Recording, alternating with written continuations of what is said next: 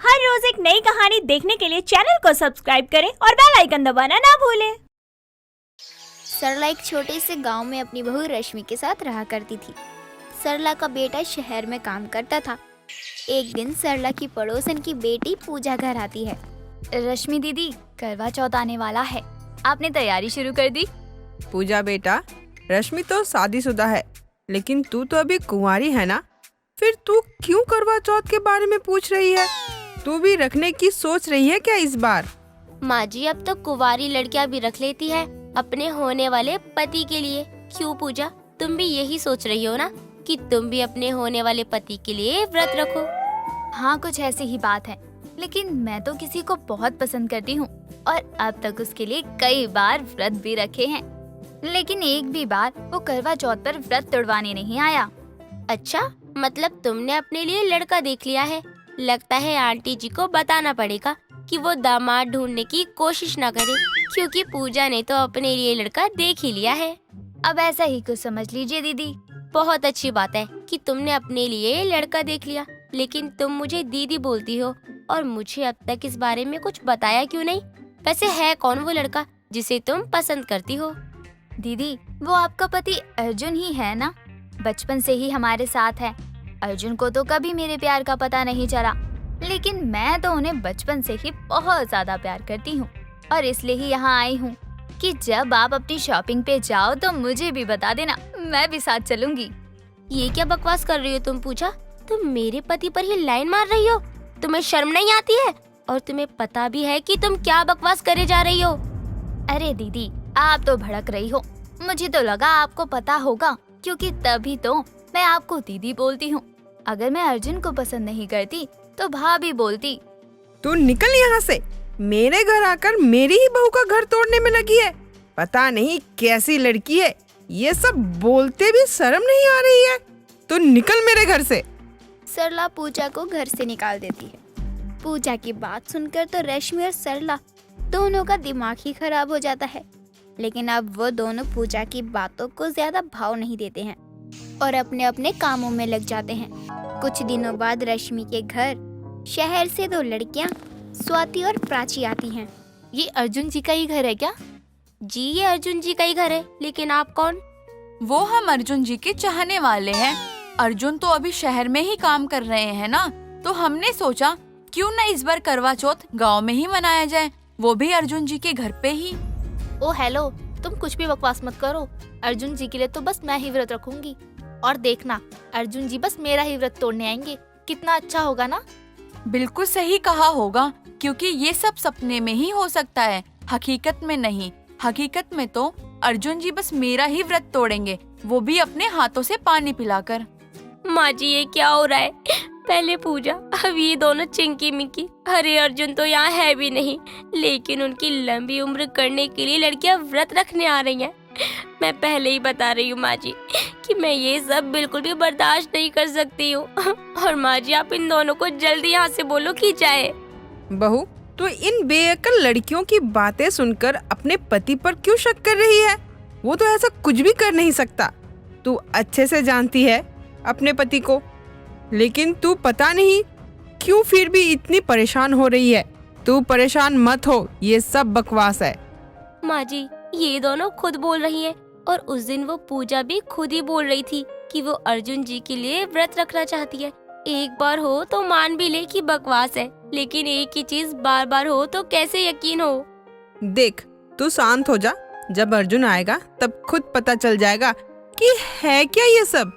सरला अपनी बहू को शांत कर देती है, लेकिन ये सब रश्मि को बिल्कुल भी समझ नहीं आता और ना ही पसंद आ रहा होता। लेकिन वो फिर भी अर्जुन के आने का इंतजार कर रही होती है कि अर्जुन आए और इन सब बातों पर पर्दा उठाए। करवा चौथ से एक दिन पहले रात में अर्जुन वापस आता है। अर्जुन के पीछे पीछे माधुरी नाम की लड़की भी आती है। देखो अर्जुन, तुम मुझसे पीछा छुड़ाने की कितनी भी कोशिश कर लो, लेकिन मैं तुम्हें कभी भी अकेले नहीं छोड़ सकती हूँ। आखिर हम दोनों एक दूसरे से इतना प्यार जो करते हैं। माँ जी, अब तो हद ही हो गई। अब तक आप इन सब की बातों पर पर्दा डाल रही थी ना, लेकिन अब ये सब देखने के बाद भी कुछ बोलना बचा है क्या? अच्छा, तो तुम ही हो अर्जुन की पत्नी? खैर मुझे क्या करना है, तुम अर्जुन की पत्नी हो या उसकी प्रेमिका, अर्जुन के लिए सबसे खास तो मैं ही हूँ। और इस बार मैं भी अर्जुन की पत्नी यानी तुम्हारी तरह अर्जुन के लिए लंबी उम्र का करवा चौथ का व्रत रखूंगी। माँ जी अब तो हो गया मेरा बेड़ा पार, आप मुझे खुद ही इस घर से निकाल दो, क्योंकि अब ये सब देखने के बाद मुझसे यहाँ 1 मिनट भी नहीं रुका जाएगा। बहू, अभी अर्जुन इतनी दूर से सफर करके आया है ना, थक गया होगा, तो परेशान मत हो। मैं सुबह होते ही अर्जुन से इन सब सवालों के जवाब जरूर लूंगी। सरला एक बार फिर रश्मि को शांत करवा देती है। रश्मि वहाँ से अपने कमरे में चली जाती है और उसी घर में बाकी की चारों, प्राची, माधुरी और स्वाति भी रह रही होती हैं। सुबह के 4 बजे होते हैं और रश्मि अपनी सास की हाथों की बनाई सरगी खाने रसोई में जाती है तो देखती है कि वहाँ पर बाकी चारों भी सरगी खा रही होती हैं। ये देखकर रश्मि को बहुत ज्यादा गुस्सा आता है। तुम चारों यहाँ क्या कर रही हो? तुम्हें नींद नहीं आती है क्या? मेरी नींद उड़ाकर तुम सबको यहाँ आराम से सो जाना चाहिए था ना, फिर तुम सब यहाँ क्या कर रही हो? जिस काम से तुम यहाँ आई हो हम भी उसी काम से आए हैं। तुम किस काम से आए हो? जरा वो काम तो बताना कि वो काम है क्या? वही अपनी सास के हाथों की सरगी खाने आए हैं।